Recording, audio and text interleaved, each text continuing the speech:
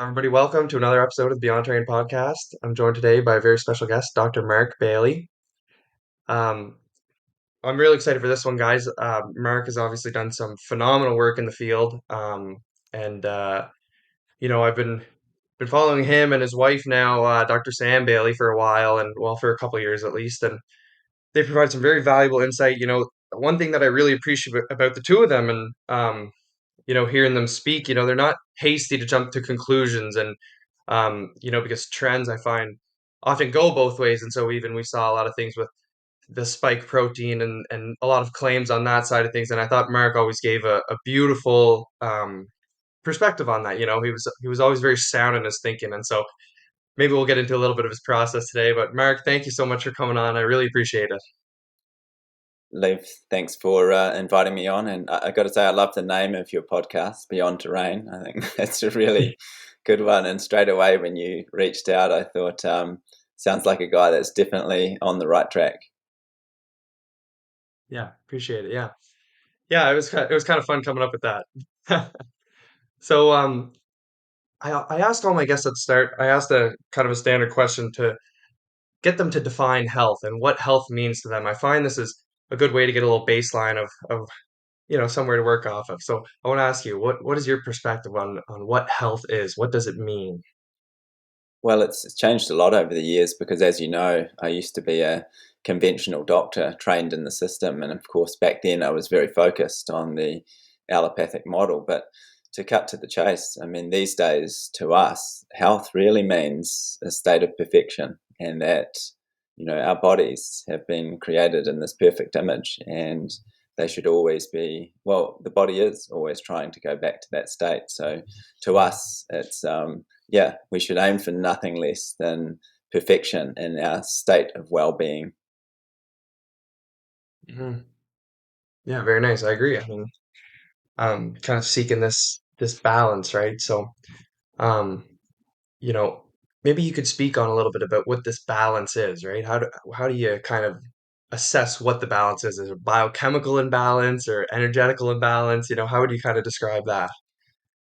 Yeah, well, over the years, I mean, when I started out with my training, and through medical school and the basic sciences, how they were taught by the establishment, I mean, we were essentially taught that the body was like a chemistry set, that there was a series of biochemical reactions going on, and it was a very reductionist type model, and there was not much room there was no room essentially for spiritual elements, and there was actually very little room in the physical realm for even psychological elements. Like, most of the time, the work we did, it was considered that the things that would go wrong would be, say, with genetics or the chemistry inside your body, etc. Or, there'd just be these so-called idiopathic or bad luck type things that would happen to you. But over time, one feature about the research that Sam and I do is that we always like to go what we call upstream, looking for the source of problems. And as you know, we became very well known for doing that with virology when we kept on going further and further upstream. We can talk about that soon, but until we found that there didn't even seem to be viruses, they didn't seem to exist. So, but in our general research into health and well-being, when we've gone upstream, we always get to the point where we arrive at the psychological state and the spiritual state, and how much of the physical state follows on from those two kind of key principles.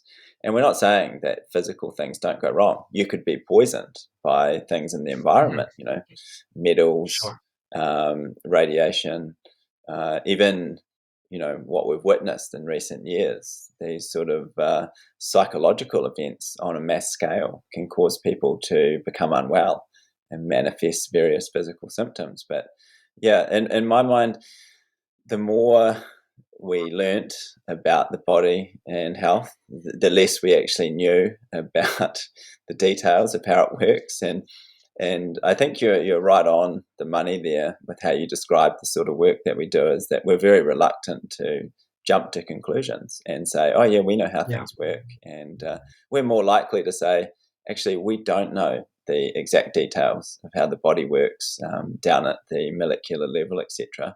But we can make a lot of useful information, and you know, work out that you don't need to know all that stuff necessarily. You can have faith, if you like, that the body and nature knows what it's doing, and if we just get out of the way and allow the terrain to do its thing, life is in this perfect balance, this perfect harmony. So yeah, I'm very I always, because a lot of people ask us, they say, look, clearly these traditional models, the medical models of health and that don't work, but what is your particular explanation for X, Y, or Z? And we just say, well, we can show what's wrong with their one, but we're not necessarily going to create our own model, which could then, lead people astray as well. But we can point out that there are definite things you can do with the way you orientate the stuff yourself to the world, and end up in a state of exceptional health,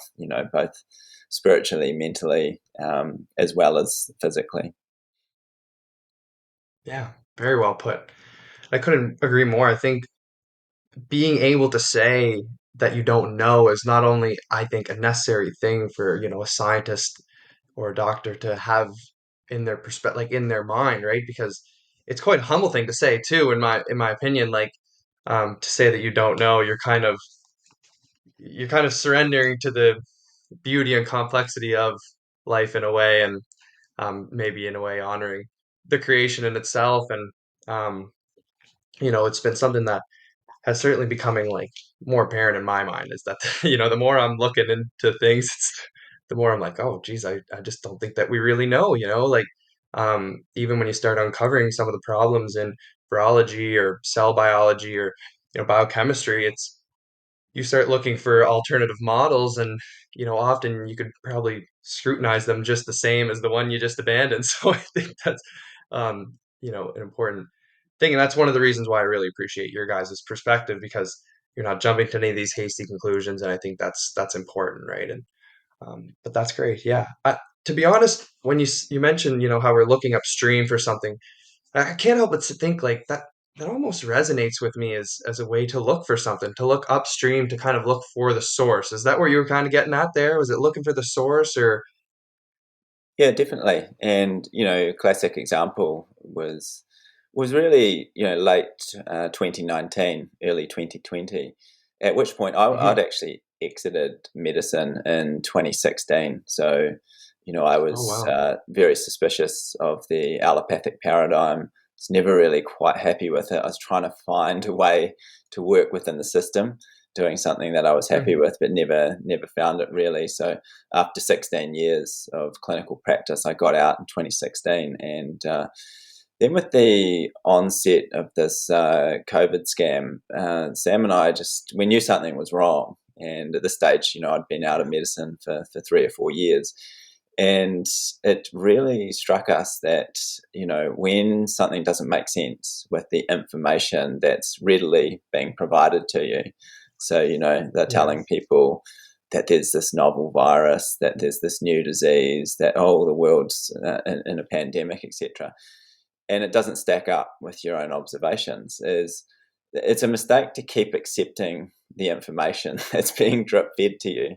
So, the Yeah. mainstream sources or even some of the alternative ones, they keep presenting the material within the certain paradigm.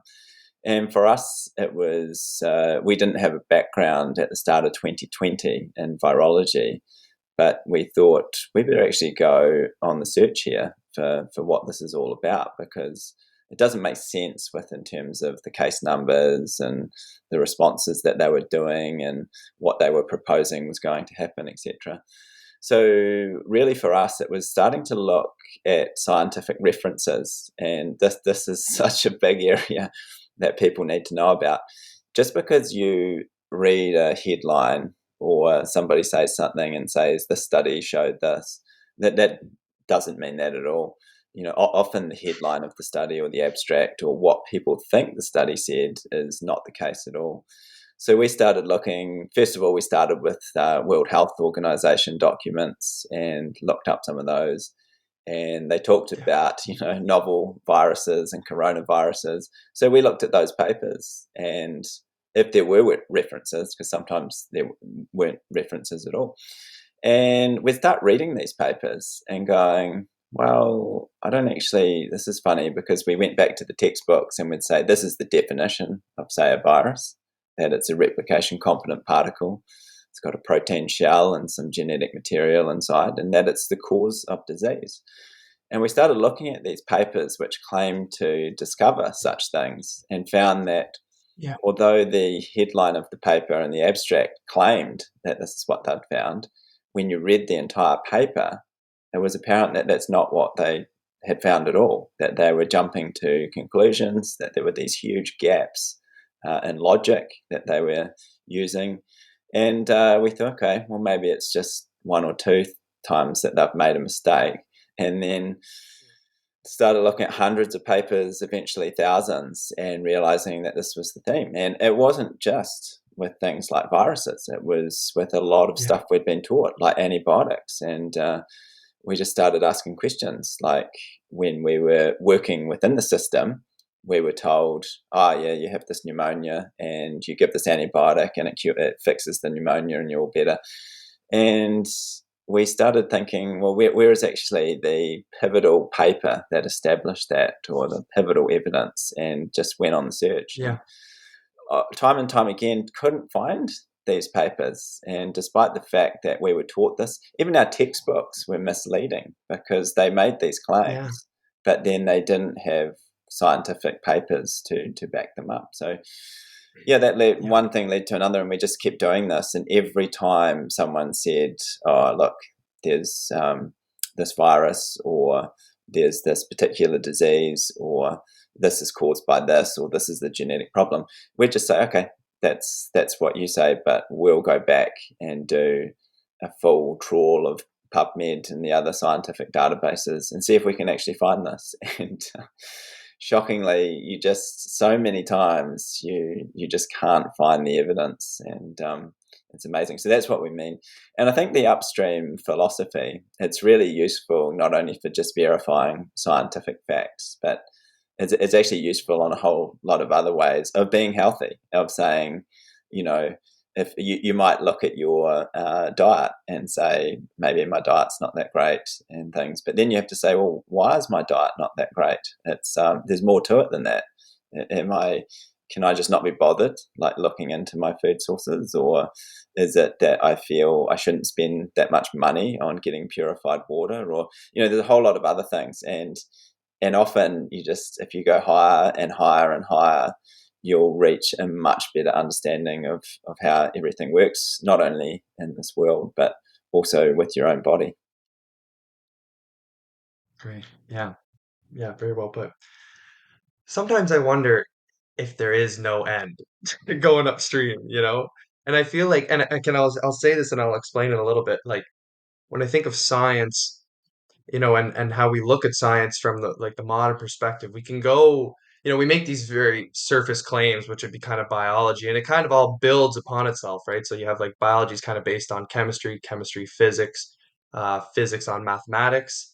So you kind of go down, and I quite enjoy the study of mathematics, but um, as you're going down and even in physics, and now we're getting into quantum mechanics and all these, nuanced ways of approaching the world, right? One, we're so far away from what biology, like what we're claiming in biology, but that's a whole kind of different thing. But it all builds upon these very small things. And it's like, okay, well, at one point we thought the atom was the smallest, and then we could go smaller and smaller and smaller and smaller. And so sometimes I'm like, well, science is kind of always producing an answer wherever it looks like. And I think that's kind of interesting to consider, even when you're looking at the literature, because it's like, okay, well, if you if you're conducting a study, there is a way to get the results you want just on how you kind of do the study as well, right? How you process the data. That's a big problem now too, and I was looking into the reproducibility crisis in the literature that, there's so much literature that's unable to be reproduced. And I think this is an immense problem in the literature. Um, but it's like when I'll get back to my main point there, when we're looking, if you can kind of go deeper and deeper and deeper. And so I feel like when I'm looking back on the root cause, is it if you're eating too much food, or if is there a gluttony aspect to it, right? Does it come down to emotion, So I'd like to know your thoughts on like where does it stop? Does it stop in the physical? Like can you go deeper than that? How do you kind of look at that then? Yeah, well, definitely. And I think you raise a good point that there is, I think, with the reduction, and don't get me wrong, when we go upstream, we're not looking to engage in reductionism. We're not trying to, we're just trying to Yeah, yeah, say sure. where did this knowledge come from, or how could we be sure that this would be a Yeah. valid model, etc. And I agree. I think when I was in medical practice, I Hmm. did pursue at times that reductionist approach, going, how far have people taken this? Like, if we've got Hmm. diseases in the body, how far has it gone? And obviously, it's gone down to the level of the electron microscope, where people are looking at things in the nanometer scale. Hmm. And eventually, it became apparent to me that the answers were not there at all.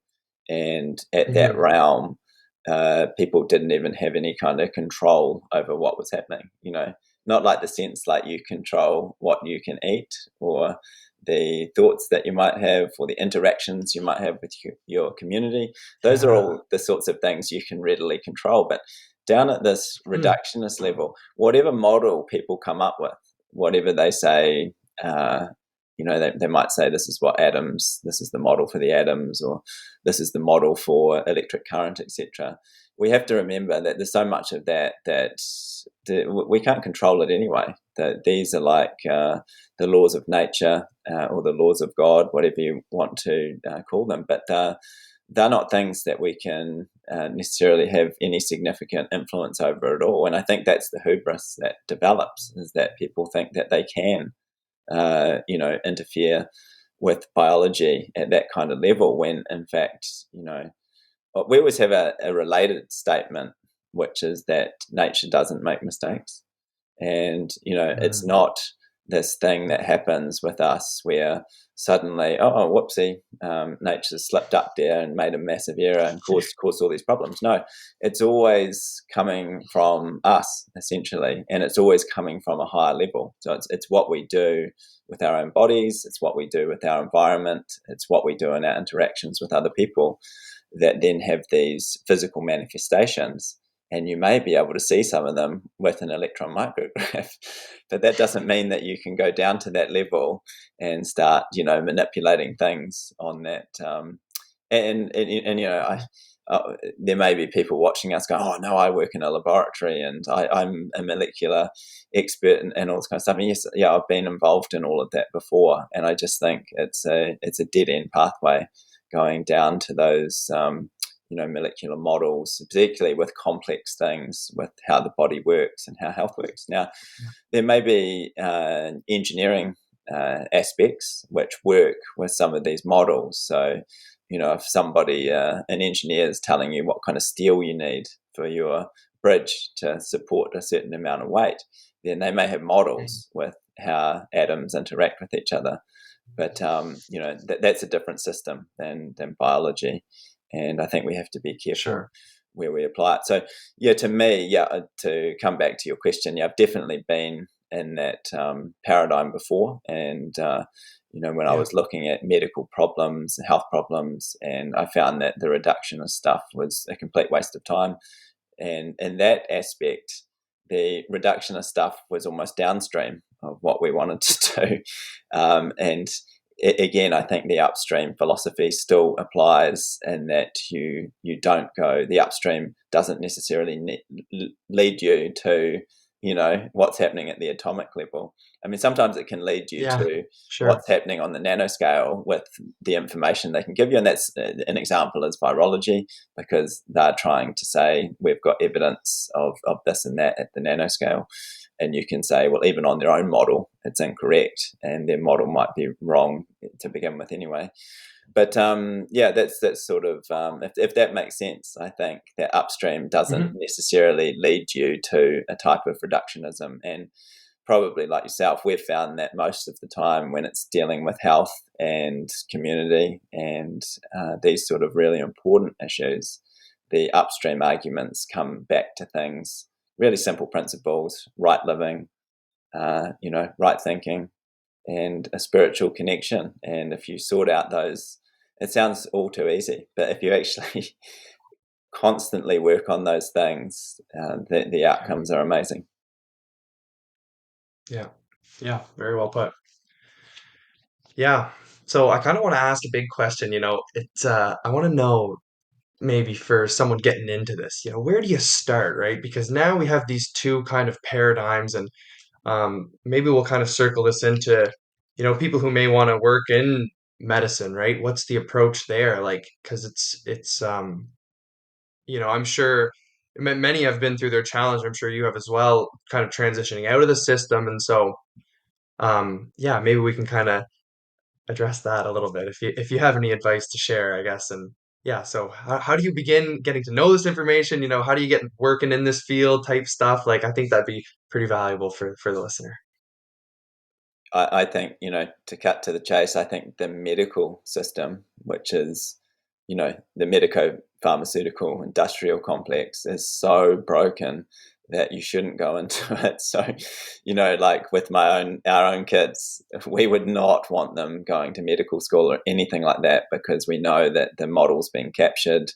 Everything's co-opted, and it's virtually impossible to operate within that system in most countries. So, the United States and other countries have had a little bit more freedom, possibly, but are still under very strict control. And it's a real problem, because if you go outside of their paradigms, you'll face yourself.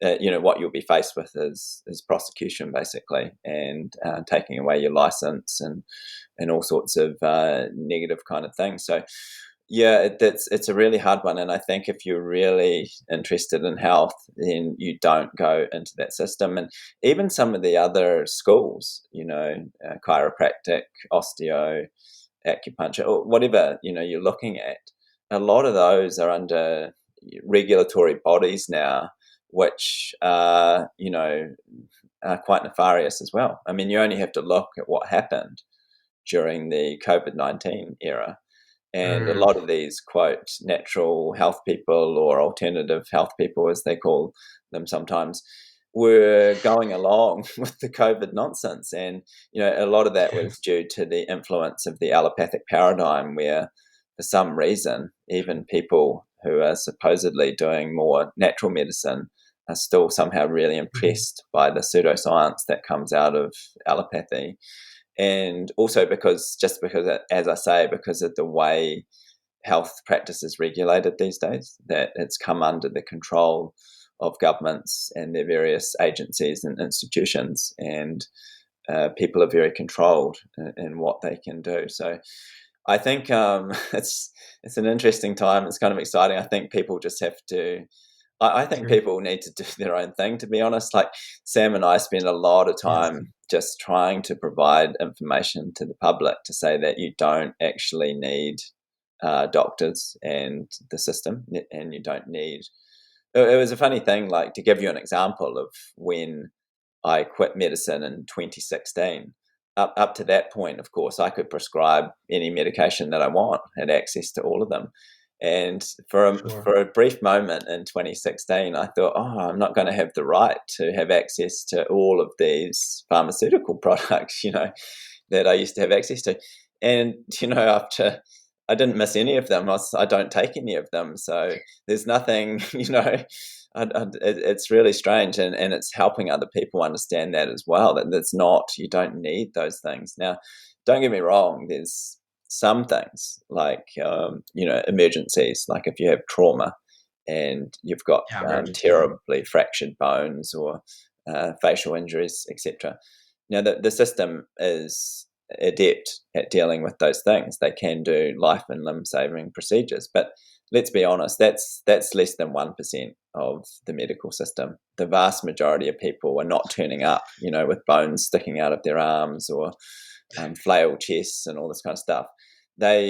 People are going in because they, have some That sort of took me. pain, or that they're struggling with movement, or that they're short of breath, Yeah, they're getting headaches, or they're struggling psychologically.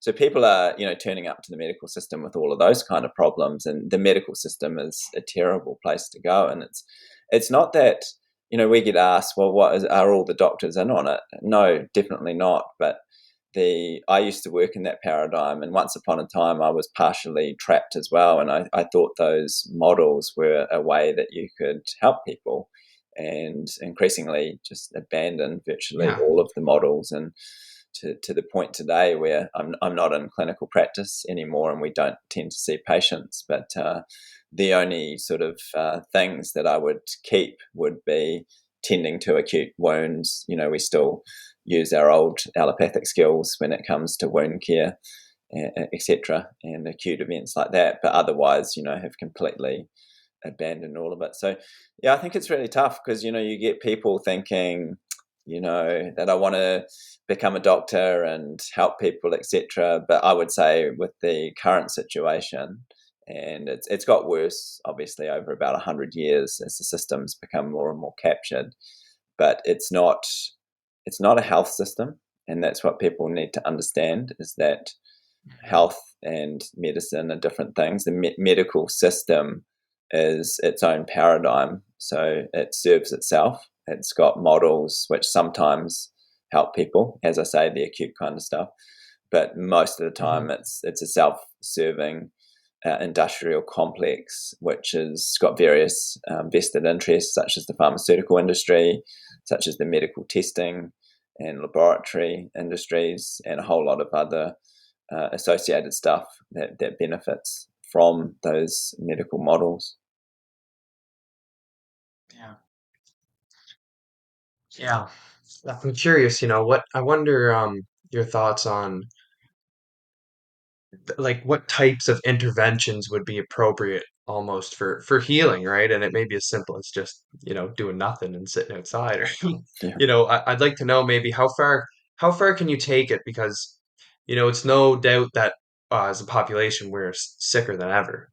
Um, and it's all we've gotten so far away from a natural way of living. I wonder how far in your mind do you stretch it, right? Like I know herbology has been used for a long period of time, and now I don't think it is what it was in the past per se. I think oftentimes we use herbs quite allopathically and just think, oh, this ailment and this herb. Um, you know, I maybe you could expand on that a little bit. Yeah, I'd love to hear your thoughts on all that. yeah. Well, the style of health that we've developed is a total way of living. So, yeah, and of course we get Mhm. sent information from all around the world and books, etc. And you'll get people become very passionate about one thing, like vitamin C or some sort of trace element or something, and say, oh, if we take care of this, that will take care of all of our health. Now, what's kind of amusing from our point of view is that we've been sent so many of these things now. These, these claims that there's one thing that we're not doing right, and people think if I just take care of that, but obviously they can't all be right, because otherwise, we'd have these conflicting models all in play all at the same time. So, and I think that also extends to thinking that if you are unwell, that there's one particular, treatment that you can take, because often it's multifactorial. So the body, we moved away from, we were trained to identify disease within the allopathic system. So we were told that there were these specific entities that happened, like measles or mumps, or in the current era, COVID-19, all this kind of stuff. We were told there are these specific diseases that have specific causes, and then there are specific treatments. Now we just look at that as a completely broken model now, and see it that the body just Mm, has various conditions that it can go into. And sometimes you get like a runny nose and a cough, and sometimes you get a skin rash, sometimes you get diarrhea, sometimes you get sweating, etc. All of these are just eliminatory techniques that the body has, just trying to get rid of stuff. So waste products, toxins, various compounds that the body doesn't want in it, basically. So yeah, we sort of changed our views massively and realized that there wasn't usually there are certainly conditions that are specific, say scurvy, for instance, because humans are unable to produce vitamin C. We're one of the few animals in the world, that can't produce our own vitamin C. So your pets, for instance, they can make their own vitamin C. So if they get sick, or if they get bitten by a snake or something bad, poisoned, their bodies go into overtime making vitamin C to try and Hmm. neutralize the toxin or get them well again. We can't do that. So for some interesting reason, which may be biblical, it's the answers may be there. It's really weird, but we can't produce our own vitamin C. So there are conditions like scurvy where you can say, okay, well that person basically needs vitamin C, and they will, all of the effects of the scurvy, the bleeding gums and the problems with their bones, etc., will come right if we give them give them vitamin C to resolve their scurvy. So there are sometimes specific things like that, but I think that's far less common. I think usually you've got a multifactorial thing going on. And we usually break it down to these really simple principles for people and say you have to address your diet. So most people in developed countries, they eat too much, so too many calories for what they do. And those calories are what you might call empty calories, and that they're refined foods, which are really depleted in nutrients. And I remember Sam did a video on vitamin C a few years back, and we went through some of the takeaway products. And I think there was a Domino's pizza which had zero vitamin C in it. Somehow they managed to refine this thing so much that there was no nutritional value virtually left in the product. So people were eating a pizza and you think Hmm. it's got a variety of ingredients, but some nutrients were 100% lacking in that pizza. It was absolutely Wow. incredible, and that's because everything's so refined and so processed. So point number one is not eating too many calories and making sure that it's high quality organic food rather than ultra refined rubbish. And obviously, the dietary stuff includes water as well. So not mindlessly just drinking whatever comes your way and thinking that the water's fine because you don't Hmm. know, what kind of contaminants are in it and stuff. So identifying a pure water source. Second principle is exercise. I mean, we are designed to move, and I always find it funny, because I have a background as a professional athlete in the early 2000s, and people always say, "Oh no, we're not really designed to run." I mean, have you seen people running and running well? I mean, we're so well equipped to run, and I know, Yeah. there'll be animals on four legs that can run faster than us, but often they don't have the endurance that we have. And when people are in really good shape, they can run all day. They can keep moving. So people move far too little these days, and spend way too much time in the office sitting down in chairs. We're not designed to do that, and actually getting outside has a whole lot of other benefits for your vision and things like that, because you're not focused on something that's really close to you anymore. You're looking at things in the distance, and that's got some real Hmm. benefits for keeping your Yeah. vision strong as you get older, etc. um, Three is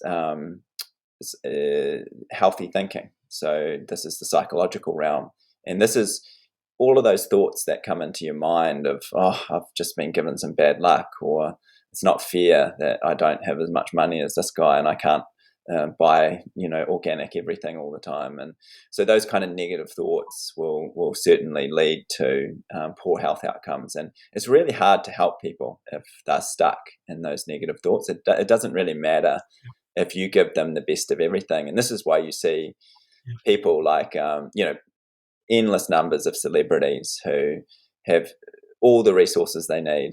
There's no shortage of money. There's no shortage of access to the best foods in the world, etc.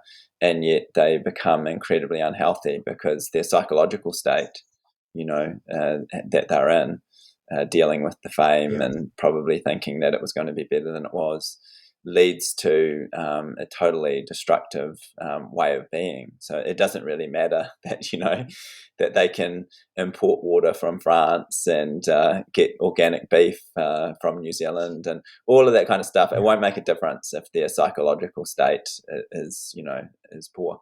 And the fourth one is the spiritual connection, which for some people is really hard if they don't have that background, and especially Mm. for and it depends. Like I was, raised in an environment that was atheist and what you might call hard science. Everything was based in like looking for empirical evidence, etc. And it wasn't till later on that I appreciated the spiritual realm as well. And this is categorically Mm. different than some of the other things we're talking about because spiritual matters are a matter of faith, and which is different than say using the scientific method to try and find out whether you can see if there are viruses or not, or trying to find out whether a particular drug does have any benefit for a certain disease, etc. Those are things that we can test empirically. The spiritual realm is different because it is faith based. So, sometimes we get allegations at Sam and myself that they say, well, we've noticed that when you look at a virology paper, you dissect every single word, every single diagram, you just pull it to pieces basically and show why it can't possibly be true. But then you accept God without seemingly any quote evidence. And all I can say is that they're categorically different things and you shouldn't confuse the two. And it's something that people have to work out for themselves. And one of the Mm. influences that Sam and I had was a New Zealand physician who was active. This is sort of 1930s to 1960s, so a long time ago. And like us, he started off as a conventional doctor, was doing surgery, prescribing medications, and he just woke up one day and he felt God was talking to him, saying, "Aren't you ashamed of what you're doing? You're making material profits, and you're using these medical techniques to enrich yourself. You're not improving the health of people." And he had a complete change in his practice. He abandoned surgery, abandoned the drugs, etc., and started telling people he's from his own experience that paradigm shift he had from being sick, Yeah. like psychologically sick and unwell, to developing that spiritual element. And for him, for the rest of his life, he always made it clear to patients that you have to have that spiritual connection. Otherwise, your health is a much more difficult road to get to. So yeah, that'd be the four kind of. So coming back to what you were saying about whether there is particular things you can do, whether it's homeopathy or particular natural Yeah. treatments and stuff. I definitely think there can be a place for all of that, but when it comes to what Sure. you were asking, how far can you take it? Being your own physician, if you like, I think you can take it pretty far. And most of the time, if you take care of your eating, if you take care of your water, exercise, the psychological side of things, and the spiritual side, everything just flows on. Like you'll find that, Yeah. and it's really difficult because sometimes you'll get people that will tell you, "Oh no, I'm taking care of everything, and I've done everything, and I'm still sick, so something you're telling me is wrong." And then say it comes down to something like their diet or exercise. You just ask, "Can I have a look in your pantry? Can I have a look in your cupboards just to see what kind of food you've got?" And they're like, "Oh well, I don't usually eat these foods. They're just there for a special occasion." And you're like, "Well, your shelves look pretty well stocked, so maybe there are things you could address." Or they say, "Oh, I exercise regularly," and you ask them what they did, and they, "Oh, I take the dog for a walk every day," and it turns Yeah. out that that's like 5 minutes to the outside to go toilet and back inside again. And you're like, no, no, no. You need to go out for an hour, to go for a run or go for a long walk or do some exercise in some other form. But yeah, there's a lot of things where it's really hard, I think, for people to accept that they are making mistakes. with their life. And you have to accept this with your kids as well. Like, Yeah. when our oldest kids were little, they used to get illnesses, and we'd just think back then, this is a decade or more ago, we'd think, oh, well, this is just bad luck. The kids have picked up something, in quotes, or nothing you can do because everyone just says their childhood illnesses, etc. And eventually we abandoned that kind of thinking and said, okay, well, if our kids do get sick, that's a mistake that we've made, and we need to think of Mm, what we can do better. And over time, our kids have just got healthier and healthier and healthier. And some of our kids have not had any kind of medical product in their entire lifetime from the mm, day they were born. And I'm talking not even creams on their skin, not even the most basic cream that you might get in pharmacy. We can honestly say from our own experience that if you do things right, you don't need any of them. Like, yeah. it's Yeah. amazing. And our youngest, we don't even never even measured like how much he weighs, or because again, this is the medicalization of life. Sure. Something that Yeah.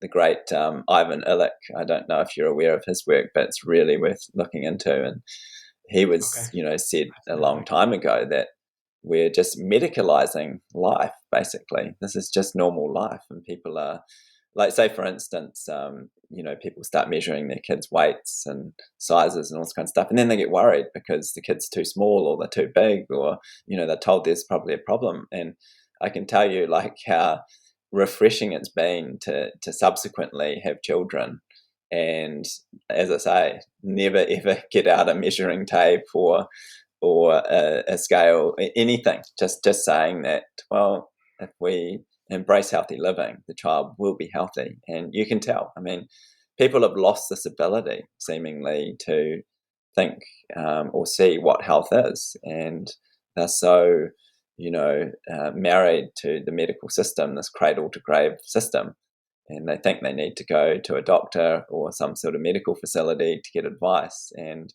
not realizing that that's not, as I said earlier, that's not the health system. That's the medico-pharmaceutical system, and it has its own scams and schemes that it's running. Yeah. Yeah. Oh, very well put. Yeah. Yeah, the psyche plays a insane and well, central role really in um even I think, and you were kind of pointing to this, choosing what kind of interventions to use, if you're picking yourself, right? And you're confident in that, our mind is very, very powerful. And I think that's really important to highlight. And the spiritual component, of course, I like the way you put that as well. I think if I could ask one final question, just, is there a case that science and spirituality should have a marriage, a merge, right? I've heard scientists speak of this, like Rupert Sheldrake, that science and religion or science and spirituality are not necessarily separate. And it's certainly kind of resonated with myself. I don't view nature as separate from the spirit, so maybe I'd like to know your take on that. Yeah, well, I think it's this need that people have to categorize everything, isn't it? That they think that things need Sure. to fit into a box, and yeah, nature and God don't care for that, because whatever models we construct in this mortal realm, it's irrelevant to whatever you want to call it, the laws of God or the laws of the universe or the laws of nature, etc. But Mhm, yeah, just as I said, it's sort of, to me, the using. We have to remember that a lot of science is based in empiricism, so it's what we can observe through our senses, and which is limited, of course. I mean, they are amazing, don't get me wrong. Like, the senses that we have are incredible and allow us to perceive a lot in nature and the world around us. But they do mhm, come with their limitations. And so with empiricism, it's been useful for applications like the scientific method.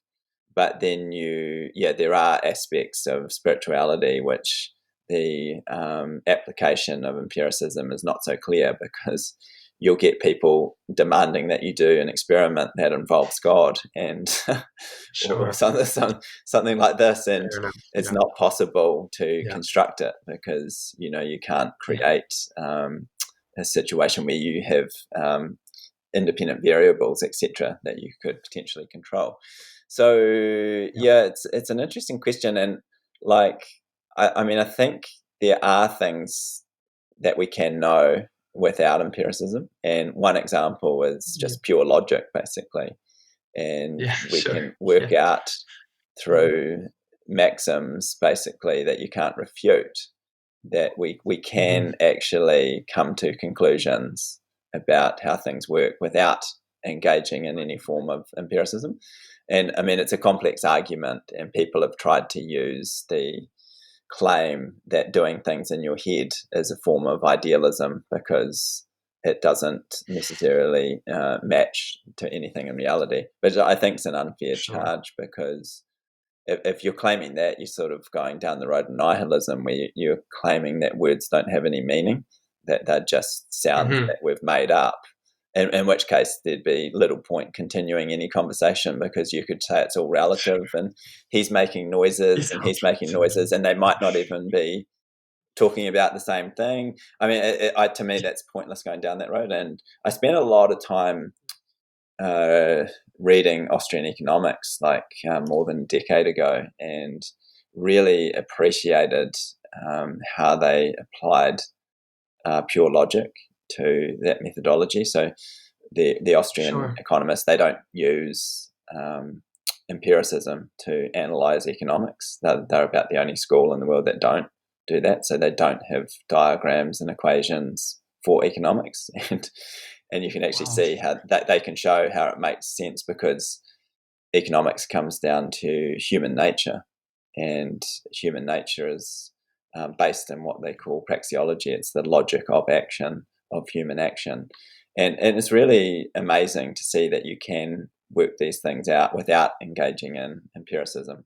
So, yeah, that's just Wow. a little segue anyway into knowing that we don't need empiricism to prove everything, that we can work out things in our own minds without even having gone out in the world, if you want to call it that. So, and I think, yeah, the spiritual element is, I would just say, yeah, it's just helpful to ask people to think about it. Like, for instance, when I was at medical school, they showed us we dissected brains and they showed us all the pathways that they said existed and stuff. And of course, in that model, there was no soul. There was just electrical connections. And you would ask them at which point uh, we became conscious. And they'd say, oh, well, when there's X number of connections, when there's 100 million connections, that's when consciousness developed. And you're like, what? So, if it lost one connection, you're not conscious anymore, or if it gains one, suddenly you become, and it made no sense, or that Yeah. consciousness was a side effect, if you like. Like if you look up, I Hmm. think people like Richard Dawkins claims that consciousness is just this Yeah. useful side effect that happened when our brains got so complicated and had so many connections that this thing that we know as consciousness appeared. But if you have a look at how empiricism tries to explain consciousness, they get tangled up in themselves. And when I say empiricism, I mean like the traditional kind of medical models and scientific models that are prevalent in the world. So yeah, but in terms of the marriage between science and spirituality, yeah, it's interesting, and I think I can't see a reason why you'd automatically exclude them. But at the same time, as I say, I do view faith as categorically different from something like empiricism.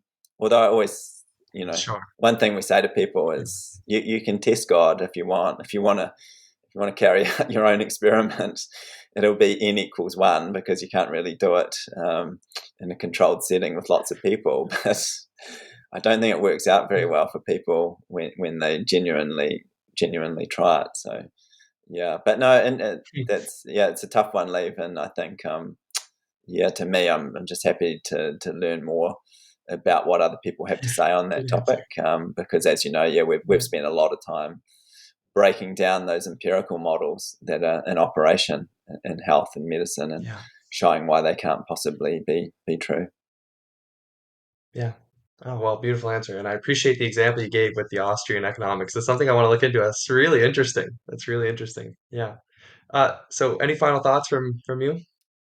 Um, yeah, just we just encourage people to not take anything at face value, and particularly stuff. The landscape now is so confused in this world where there's no shortage of information. It's absolutely everywhere, but the confusion is just Mhm. hitting all-time record levels because people are looking at Facebook feeds or Google searches and thinking that they're getting accurate information, and sometimes that's stopping them from looking any further. And Yeah. even at the moment, and we're in this situation with this COVID stuff where there's 100 different opinions on what's happened and what's happening and stuff. And I think for the average person, they listen to one person say something, and then they think that makes sense, and then they listen to someone say something completely different, and they go, "Well, that kind of makes sense too," and they really get lost. But it comes back to actually something you said earlier, which I think sometimes has relevance, a lot of relevance, and is way more important. You don't always have to do anything. Sometimes you can just do nothing. And this is something I discovered as a practitioner when I was in that model as a conventional doctor, was that just because someone comes in the door and starts telling you something, it doesn't mean you have to do something. It doesn't mean that you have to give medications and run tests on them and tell them that, oh, they might have a serious disease, etc. Sometimes it's fine just to say, you know what, probably don't really need to do anything here. And I think for many people out there, they can do the same. Like if there's some headline saying, oh, they've invented a new virus and it's leaked from the lab and stuff like this. I mean, the worst thing to do is to get scared and think that, oh my goodness, this is coming for me, or this is another threat to my life, etc. Because those kind of things, anything that makes you feel scared, sometimes that's an experience like in real life. Like if you're about to stand on a snake, you should feel scared because you don't want that thing to bite you.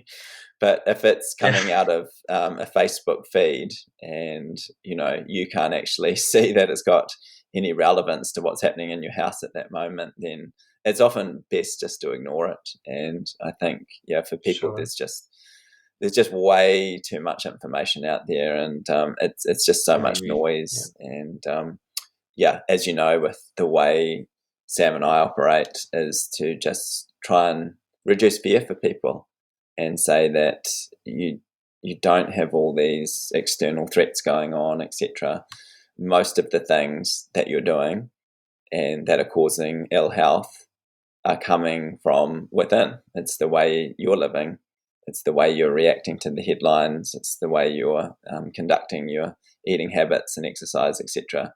Those are the things. I mean, Hmm. to give you an example, I think it was Nassim Taleb who said that if you talk to the average American, they're worried about terrorism and they're not worried about diabetes. And Yes. you look in America and you go, how many people have been the victims of terrorism? It's like, some ridiculously minute number. Like, in your lifetime, it's like 0.00001% or something that you'll have anything bad will happen to you because of some Yeah. whatever terrorist act they claim. Yeah. And yet half of the population is going to end up with diabetes, and it will really make them sick and potentially kill them. But Yeah. as Taleb pointed out, he said they worry so much about terrorism that they don't see the very things that are killing them.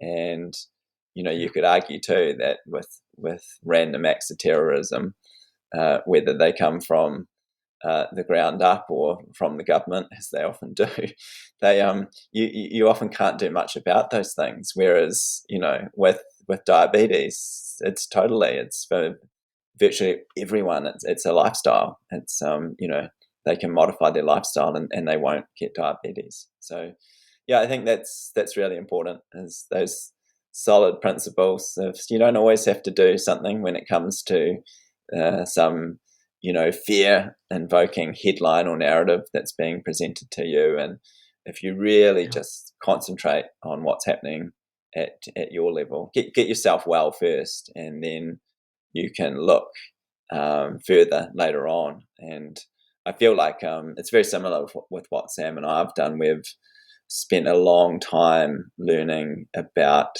how to be healthy and how to live. And once you've sorted that out on your own front, then you can start going out into the world and maybe talking to people and trying to help others and stuff. But yeah, instead we kind of live in this situation where people who have no idea about health, including doctors in the system, but just about everyone who operates a social media account is putting forward their opinions. And so when they haven't even sorted out their own health, and they don't seem to have any. Yeah, but no, I'm sure leave people. You're already you've taken the crucial step, which is to say, oh, maybe the mainstream models are wrong, and we should look into Mhm. this and start investigating other reasons why people get sick, etc. And I think that's really important. Yeah. Yeah. Well, no, that's great. Yeah. And that seems to be something that comes back over and over again is just honestly the fear is worse than whatever's happening, right? And you gave a good example that, fear is not necessarily useless when you're being chased by a bear or something like that. But right, there's a time and a place. You don't want it used against you. When your Facebook ads are scaring you and invoking a fear response, it's time to maybe rethink things a little bit. So yeah. Yeah, definitely. And it comes back to those psychological and spiritual considerations of actually Yeah. living life rather than living in this made up realm of speculation about what might happen to you and etc. And one of the reasons we became able to do this and not panic, etc. Once we worked out, what was really going on. In 2020 was we just said we have to be fearless basically, because fear of what might happen will just lead to it will definitely lead to bad outcomes, because you're already living as though it's happened basically. Whereas once you develop that fearlessness and say, I will be taken care of as long as I walk this correct path, that Mm, means everything. And obviously, yeah, and you'll be well aware of this too. We've yeah. been very disappointed with a lot of the so-called health freedom leaders who take one fear model and then substitute it with their own fear model, and That's it. and I don't think anyone's better Yeah. off, because I hate that. yeah, if they say something like, oh, no, you don't need the vaccine, but oh, watch out, there are bioweapons that are about to be released and stuff, Yeah. it's like, oh no. And it all comes back to the same pseudoscience, that they're citing. It's Yeah. just that their story is slightly different from the mainstream. So yeah, it's Yeah. I think, as you know, that's why a lot of us who are in that no virus camp, etc., really tell people that these fear narratives, they're so destructive, and you have to be careful of just being stuck in them continuously. People are Yeah. thinking that there are going to be vaccines that spread around in the air, and that there are going to be secret bioweapons that they release and stuff. And we just keep coming back to it and say, look, if they can't show it in their studies that this is actually That's it. happening, again, it's just one more fear narrative that putting up people. Yeah. Very well put. Very well put. Yeah.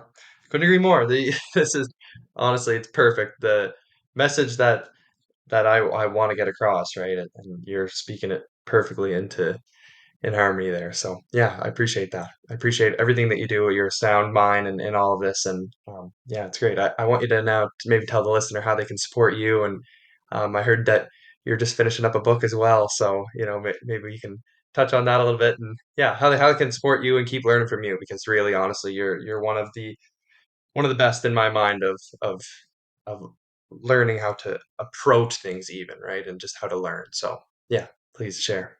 No, thanks, Lev. I appreciate that. Yeah, so everything's available at drsambailey.com. So DRSAMBAILEY.com. So there's so much free stuff there that there's hundreds of videos, there's dozens of articles, there's PDF downloads. So the vast majority of stuff is available for free. People have the option of joining the Dr. Sam community. That's just $5 a month. So either through the website directly or through Substack. There's also the Odyssey channel, and Sam still has a YouTube channel, although can't really Yeah, post on it anymore. So when she had less subscribers, she was able to post stuff, but once her channel got too big, they really started to censor it. So we can virtually put nothing on her YouTube channel anymore. With occasional thing goes there, but yeah, you know how it works with the censorship algorithms, etc. So, yeah. and yeah, we have a new book that hopefully will be released in the next couple of weeks. This book's called The Final Pandemic, and it blows apart the entire COVID-19 narrative, but it Oh, also good. Yeah, generalizes into all so-called infectious disease pandemics, and it explains how they're not a thing, that essentially it just comes back to testing and classification issues, and how the public have absolutely nothing to worry about. So, yeah, it's a couple of hundred pages, and the idea was good. to make it an easily accessible read, because one of Sam's other books that she co-authored, Virus Mania, is that's quite a big book. You know, it's way over 400 pages, Intense. Yeah, etc. And yeah, so yeah, this is about half that size, and it's really just punchy. Shows a lot of the recent events that took place in COVID-19, and just shows how silly they were. It explains just that this can't be the case. yeah, And it's amazing, Leave, to look back at some of the stuff that they were doing in 2020 and 2021, because now it's even more stupid looking than it was at the time. It's just, you know, sure. if people actually see it again, they'll be like, oh my goodness, how did I fall for this? And so yeah, so people can keep an eye out for that. But as I say, yeah, drsambailey.com. There's so much available there, and yeah, we start to lose track of Yeah, what's there as well. So we've been fortunate that one of our viewers has put together a catalogue of all of our question and answer sessions that we do each month as well. So because we've covered wow. hundreds and hundreds of questions from the public, and yeah, we'll continue to do so. Yeah, well, it's definitely much appreciated. I know that. And it's very important. And I'm looking forward to read that book. I think honestly, you hit the perfect little niche in the um, in the literature that's kind of out on terrain. I think a nice accessible book is perfect. I'm looking forward to it. I'll definitely get that when it comes out.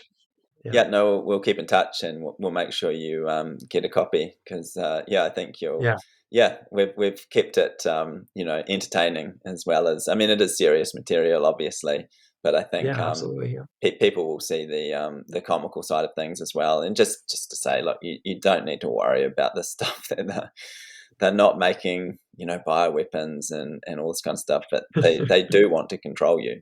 That's definitely what they want. yeah, that's true, eh? Mhm. Yeah, yeah, very well put. That's great. Dr. Bailey, thank you so much for coming on today. Thank you. Great. All right, I want to thank you all for listening. You should all know this is not medical advice. This is for your general information purposes only.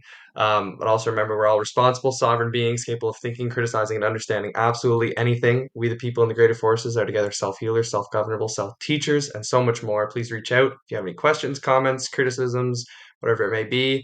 You know where to find me on Instagram. And yeah, go check out Dr. Bailey's work and his wife as well. They've honestly taught me so much, and I often find their work a fantastic reference. So yeah, definitely go check them out. And Virus Mania is a phenomenal book. So yeah, listen, I really appreciate everyone that took the time to listen today. Give us a like, share, comment, whatever you're on, help support me and the podcast. I would really appreciate that. All right, remember, guys, there's two people in this world: those who believe they can, those who believe they can't, and they're both correct. All right, guys, take care.